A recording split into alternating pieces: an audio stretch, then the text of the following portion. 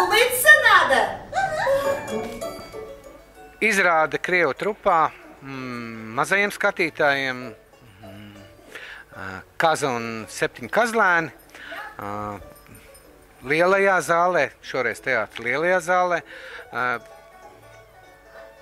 izrādē diezgan daudz plānu.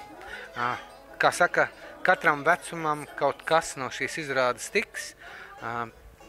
Pamats laikam visam ir mana brīnišķīgā radošā komanda, māksliniece Anita Znutiņa-Šēve, komponists Kristaps Krievkalns, kustība režisore Lilija Lipore.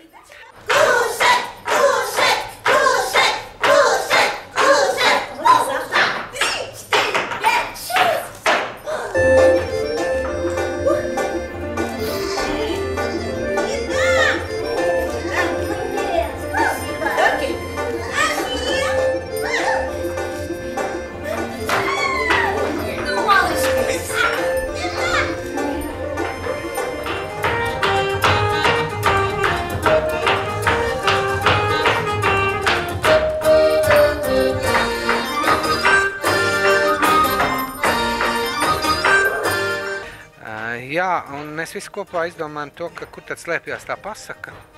Tā pasaka slēpjās mūsu vecmāmiņas stāstītajos stāstos, notikumos, pasakās. Es pats atceros, kā vecmāmiņa adīja zeķi un stāstīja pasaku.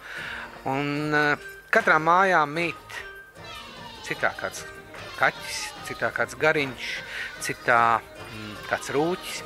Jā, un bieži vien, tad, kad tai vecmāmiņai kļūst vientuļi, kad mazbērni izaug lieli vai aiziet savās gaitās, tad viņi sāk retāk un retāk apciemot to vecmāmiņu, un tad viņai atliek šīs pasakas stāstīt pašai sev, savos adījumos.